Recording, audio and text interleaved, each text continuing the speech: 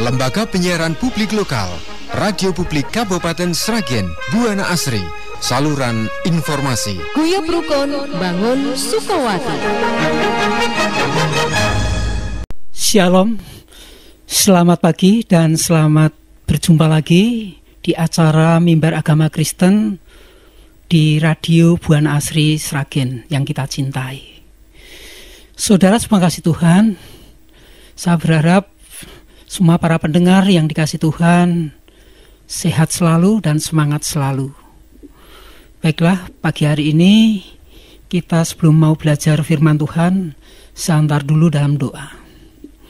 Bapa yang mengasihi kami bersyukur di pagi hari ini Engkau memberikan kami kekuatan, kesehatan dan pemeliharaan sehingga dimampukan di hari ini. Dan saat ini kami mau membuka hati dan pikiran kami mau belajar kebenaran firman-Mu. Bila firman-Mu itu akan menolong, mengarahkan hidup kami agar hidup kami selaras dengan kehendak dan rancangan-Mu. Terima kasih Tuhan, kami siap membuka hati dan jiwa dan pikiran kami di dalam nama Tuhan Yesus. Amin. Salam surga Tuhan, selamat berjumpa lagi di acara Mimbar Agama Kristen. Hari ini tanggal 11 November kemarin, tanggal 10 November kita mengingat akan jasa para pahlawan yang sudah gugur mendahului kita dan diperingati sebagai Hari Raya Nasional, Hari Pahlawan, di mana kita bisa mengenang bagaimana pengorbanan dan bagaimana para pahlawan mereka cintanya kepada tanah air, cintanya kepada negara kita Republik Indonesia ini, sehingga mereka rela berjuang tanpa pamrih dan mereka rela berjuang mengorbankan segala sesuatu yang mereka miliki, bahkan nyawa sekalipun. Hari ini kita mau belajar kebenaran firman Tuhan tentang yaitu pengorbanan yang tiada tara. Kasih Allah yang tiada tara. Kalau kita belajar tentang kasih yang tiada tara, tidak lain dan tidak bukan, kita belajar kepada pribadi Yesus. Kita buka Alkitab kita dari Injil Yohanes pasal 3 ayat 16. Begini firman Tuhan. Karena begitu besar kasih Allah akan dunia ini, sehingga ia telah mengaruniakan anaknya yang tunggal, supaya setiap orang yang percaya kepadanya tidak binasa, melainkan beroleh hidup yang kekal. Inti kekristenan, inti Alkitab yang kita miliki setebal ini, saudara kasih Tuhan, mulai dari Kejadian sampai dengan Wahyu. Kalau diringkas dalam satu kalimat di situ adalah kasihlah Tuhan Allahmu dan kasihlah sesamamu manusia. Sehingga kata kuncinya kalau disarikan di dalam satu kata yaitu kasih. Dan itu adalah inti kehidupan kekristenan. Oleh karena itu, Anda dan saya sebagai orang percaya, kasih itu karena menjadi inti kekristenan dan hidup Anda dan saya. Maka saya ajak untuk belajar bagaimana untuk memiliki kasih yang sejati, kasih yang bersumber dari Allah, kasih yang tiada tara itu. Yang pertama, kasih itu berasal dari Allah. Apa artinya? Artinya bahwa kasih yang sejati itu inisiatifnya dari Allah. Alkitab menuliskan di sana, karena begitu besar kasih Allah. Inisiatif munculnya adalah dari Allah karena melihat kehidupan manusia yang jatuh dalam dosa. Sebenarnya rancangan Allah itu adalah rancangan yang baik, tidak pernah Allah itu merancang yang jahat. Rancangan Allah dibuktikan dengan menempatkan manusia di Taman Eden. Bahkan Alkitab menuliskan di sana, di dalam kisah penciptaan, diciptakan segambar serupa dengan Allah. Ada sesuatu yang dari pribadi Allah yang Tuhan berikan. Dan juga di sana segala sesuatu ciptaan Tuhan itu amat dan sangat baik. Namun rancangan itu kemudian menjadi rusak. Siapa yang merusak dan mengapa rusak? Rusaknya adalah ketika manusia jatuh dalam dosa. Dan itulah yang membuat akan gambar dan rupa Allah itu menjadi rusak pula. Tetapi apakah kemudian rancangan Allah gagal? Tidak. Allah tidak pernah gagal, karena Allah tetap mengasihi manusia. Allah tetap mencintai manusia. Dan Dia wujudkan kasih Allah itulah, meskipun manusia sudah jatuh dalam dosa, tetapi Allah tetap mengasihi. Dan Alkitab menuliskan karena begitu besar kasih Allah. Kata kasih di situ yang dipergunakan adalah agape. Dalam Alkitab Perjanjian Baru, istilah agape ini dipergunakan 258 kali. Berarti istilah agape ini tentunya yang harus Anda dan saya itu upayakan. Mengapa saudara Tuhan? Kasih agape ini adalah kasih yang tanpa syarat, kasih meskipun, kasih yang tetap ada dalam situasi kondisi apapun, selalu dan terus ada. Dan ini adalah kasih Allah yang tiada tara. Karena kalau kasih kita manusia seringkali kita hitung-hitungan.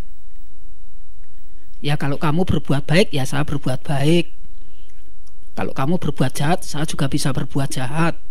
Atau bahkan malah melebihi jahatnya, kan gitu ya. Tetapi tidak demikian dengan kasih Allah. Manusia sudah jatuh dalam dosa dan sudah hidupnya rusak dan total kerusakannya.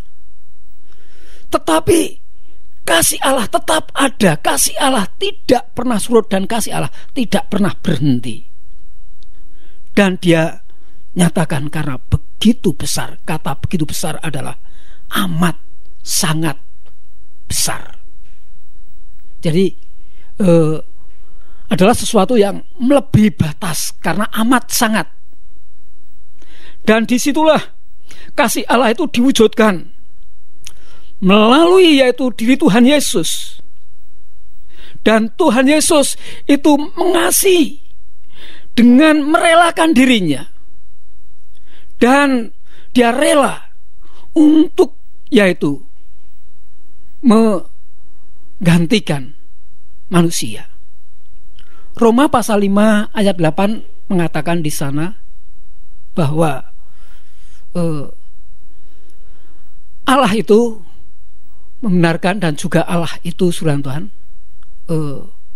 menebus manusia ketika manusia dalam dosa. Maka itulah sebabnya biasanya orang membela orang yang benar, tetapi justru Allah itu membenarkan orang yang jatuh dalam dosa dengan melalui kematiannya di kayu salib. Disitulah letak kasih Allah yang tiada taranya, kasih yang senantiasa terus ada, tidak pernah surut dan tidak pernah berhenti. Hari ini kata kasih semakin hari semakin menipis, karena sekarang yang lebih besar adalah keakuan dan egonya. Kalaupun ada orang mengatakan kasih hanya sekedar slogan, kadang hanya sekedar ucapan saja, tetapi tidak ada satu action, tindakan apa-apa. Sehingga dunia saat ini hampir kata kasih itu sudah mulai pudar. Tetapi Allah tetap mengasihi kita, tetap mengasihi dunia, tetap mengasihi Anda dan saya. Karena kasih Allah itu tidak pernah berhenti. Kasih Allah tidak pernah berakhir. Yang kedua, kasih itu memberi. Di sana dikatakan karena begitu besar kasih Allah akan dunia ini sehingga Ia telah mengaruniakan. Kata mengaruniakan itu adalah memberikan. Memberikan kepada sebenarnya orang yang tidak pantas. Istilah yang digunakan adalah anugerah. Kasih karunia itu adalah anugerah, grace. Dan itulah sebabnya kasih itu diwujudkan dengan memberi, berkorban.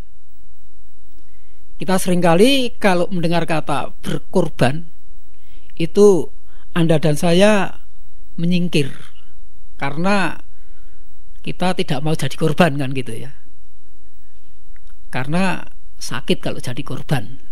Dan juga sesuatu biasanya kalau memberi itu memang ada sesuatu yang keluar, ada sesuatu yang dikorbankan. Kalau dunia saat ini berlomba-lomba untuk mengumpulkan, karena sekarang hidup di dalam abad-abad sekarang ini adalah abad materialisme, hedonisme, kapitalisme, sehingga orang bangga kalau punya apa-apa, tetapi lupa ketika punya apa-apa mestinya juga harus memberi apa-apa. Kasih Allah diwujudkan dengan memberikan, mengaruniakan. Bukan hanya sekedar memberikan, tetapi memberi yang terbaik. Alkitab menuliskan di sana mengaruniakan anaknya. Saudara kasih Tuhan, kalau kita berbicara tentang anak, itu sesuatu yang paling berharga dalam hidup keluarga. Itu orang meskipun punya kekayaan seberapapun banyaknya, mereka akan tetap masih merasa kurang kalau belum punya anak. Biasanya di adat, di tradisi kita, di budaya timur seperti itu. Sehingga mereka akan lebih bangga lagi kalau punya anak. Karena kalau kita bertandang ke suatu tempat, berjumpa dengan saudara, tidak ditanyakan kekayaanmu berapa, tetapi yang ditanyakan yaitu anakmu berapa. Ini menunjukkan bahwa anak itu merupakan sesuatu yang berharga sebagai suatu bagian dari harta keluarga.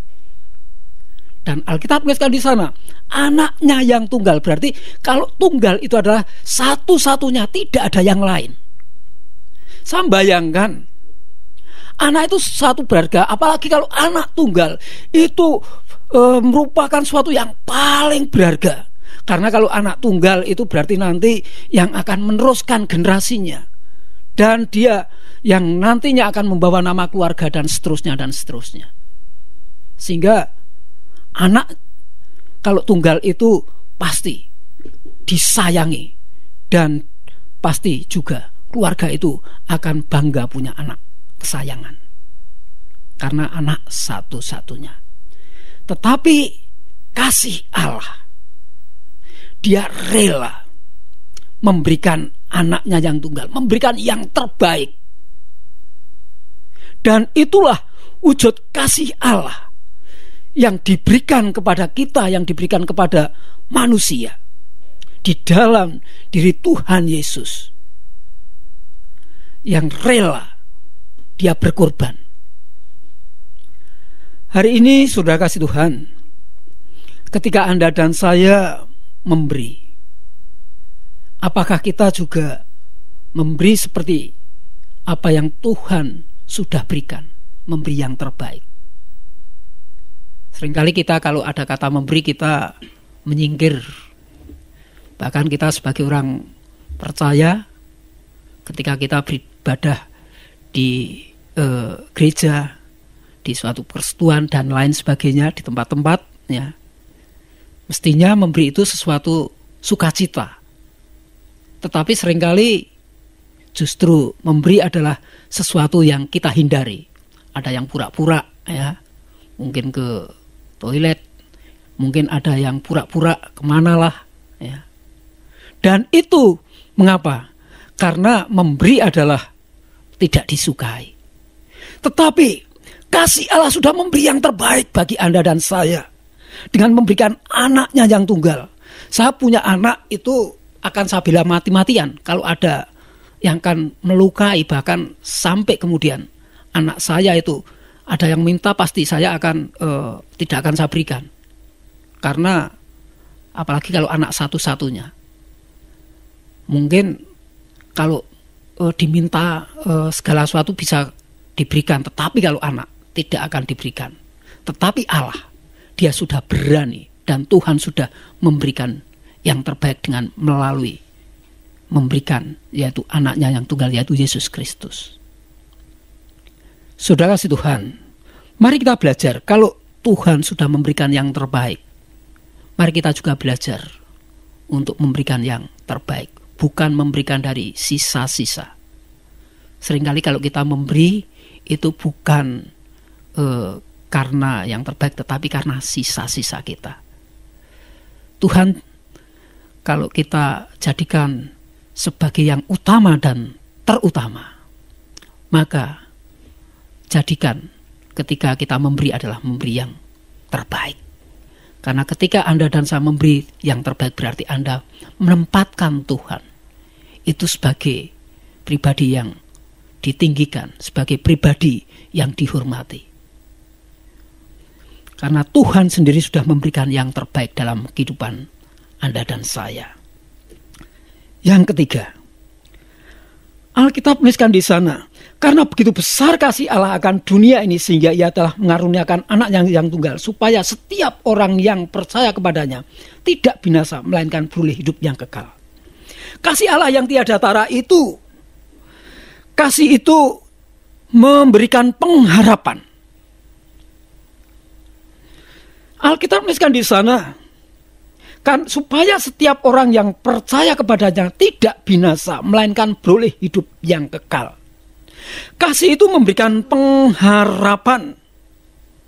Karena di sana dikatakan beroleh hidup yang kekal. Apa lawan kata dari kasih? Lawan kata dari kasih adalah kebencian. Maka saudara kasih Tuhan, kalau Anda dan saya menginginkan kehidupan yang baik, maka milikilah, kenakanlah kasih. Karena kasih itu memberikan pengharapan. Kasih itu memberikan kehidupan. Contoh sederhana, ketika Anda dan saya menjumpai seseorang yang sakit misalnya. Meskipun Anda bukan seorang dokter yang hebat, tetapi ketika Anda itu memberikan pelayanan, perawatan penuh kasih, itu mereka akan memiliki semangat. Ketika kita berjumpa, lalu Anda memberikan kata-kata penghiburan, peneguhan, semangat ya, kamu bisa sehat, kamu bisa sembuh, kemudian didoakan. Kemudian juga bukan saja didoakan, ketika Anda dan saya datang mengunjungi, kita memberikan sesuatu. Dan itu akan memberikan sebuah kehidupan. Tapi coba bayangkan, Anda datang, kemudian hanya sekedar kemudian datang bersungut-sungut, kemudian menyalahkan, kamu sakit, kamu cengeng dan lain sebagainya. Terus kemudian bukan saja Anda memberikan kata-kata bersungut-sungut, tetapi juga bukan kata-kata yang memberikan semangat, kata-kata yang negatif. Hasilnya orang yang sakit itu lambat laun dia akan semakin parah. Ternyata bahwa kasih itu memberikan kehidupan. Anda dan saya, bagian kita adalah, mari, apa yang kita pilih saat ini? Anda ingin memberikan kematian atau kehidupan itu adalah pilihan kita. Alkitab tuliskan di sana, siapa yang percaya kepadanya tidak binasa, melainkan boleh hidup yang kekal. Untuk memiliki hidup yang kekal dan menghadirkan hidup yang kekal itu adalah sebuah pilihan hidup Anda dan saya. Dan Anda dan saya yang memutuskan. Oleh karena Allah sudah mengasihi dalam hidup Anda dan saya, mari saat ini Anda dan saya sudah menerima dan merasakan kasih Allah. Maka Anda dan saya berikan akan kasih Allah itu, bagikan kasih Allah itu. Karena kasih Allah itu harus Anda dan saya kita bagikan. Bukan hanya dinikmati sendiri. Ketika Anda dan saya menerima keselamatan dari Tuhan, jangan simpan sendiri, bagikan kepada orang-orang yang mereka membutuhkan akan kasih Allah. Saudara kasih Tuhan, Anda dan saya, mari kita belajar seperti apa yang Tuhan Yesus sudah lakukan. Di saat ini sudah bulan November dan sebentar lagi akan masuk bulan Desember, di mana kita akan memasuki masa Natal. Dan masa Natal adalah ketika Anda dan saya merespon kasih Allah. Allah yang sudah rela. Allah yang sudah mengorbankan dirinya untuk menyelamatkan Anda dan saya. Saudara kasih Tuhan, bagaimana respon Anda dan saya saat ini? Apa yang Tuhan sudah Allah berikan melalui kasih-Nya. Saudara kasih Tuhan, ada satu kisah seorang gadis yang buta. Gadis buta ini berjumpa dengan seorang pemuda yang ganteng. Pemuda yang ganteng itu dia berjumpa kemudian pacaran dengan gadis yang buta itu. Gadis yang buta itu kemudian ngomong kepada pemuda yang ganteng itu, "Mas, bener kamu mencintai saya. Saya itu buta loh, Mas." "Oh ya, aku mencintai kamu." Lalu saudara kasih Tuhan, suatu saat si pemuda ini kemudian menyatakan dirinya cintanya. "Aku benar mencintai kamu." Lalu si gadis merespon, "Ya aku juga cinta kamu, Mas." "Mas, kalau engkau cinta aku itu ini buta, bisakah Mas untuk bisa membawa saya ke rumah sakit?" Akhirnya si gadis ini dibawa ke rumah sakit mata, diperiksa di sana. Suatu saat pemuda ini kemudian berkonsultasi dengan dokter. Dokternya mengatakan bisa disembuhkan. Dengan cara apa? Dengan cara yaitu transplantasi mata. Artinya apa? Harus ada donor mata. Lalu saudara kasih Tuhan, si pemuda ini menyanggupi untuk matanya itu didonorkan.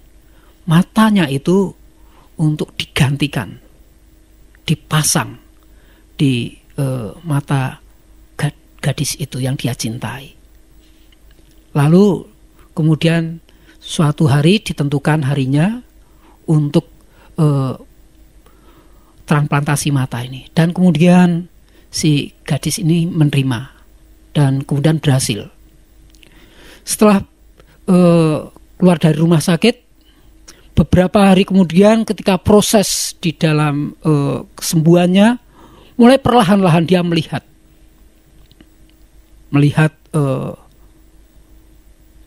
sekelilingnya. Dan dia kemudian memanggil kekasihnya yang ganteng itu. Lalu dia berkata, "Mas, aku sudah bisa melihat, sekarang aku pengen melihat kegantenganmu seperti apa. Dan saudara kasih Tuhan, betapa gadis ini kecewa. Karena apa? Karena kekasihnya yang ganteng itu kehilangan mata. Tidak ada matanya. Lalu dia kecewa. Mas, ternyata yang aku bayangkan kamu ganteng, kenyataannya kamu justru gak punya mata. Udah kalau gitu, aku gak mau dengan kamu. Lalu saudara kasih Tuhan, betapa dia kecewanya pemuda itu. Karena dia sudah berkorban, memberikan matanya, tetapi gadis itu justru mengingkarinya, menolaknya. Lalu akhir kata, kalau kamu sudah tidak cinta dengan aku lagi karena aku gak punya mata, ya silahkan, tetapi tolong mataku itu jaga dan rawat baik-baik. Dengan kata lain apa? Gadis itu bisa melihat karena bantuan, karena pertolongan dari mata pemuda itu. Tetapi dia tidak menyadari kalau dia bisa melihat itu karena mata dari pemuda ganteng itu tadi. Seringkali hidup kita seperti gadis itu tadi. Kita sudah menerima kasih Allah, kita sudah ditolong Allah, tetapi seringkali kita tidak memberikan respon untuk kita mengasihi kepada Tuhan.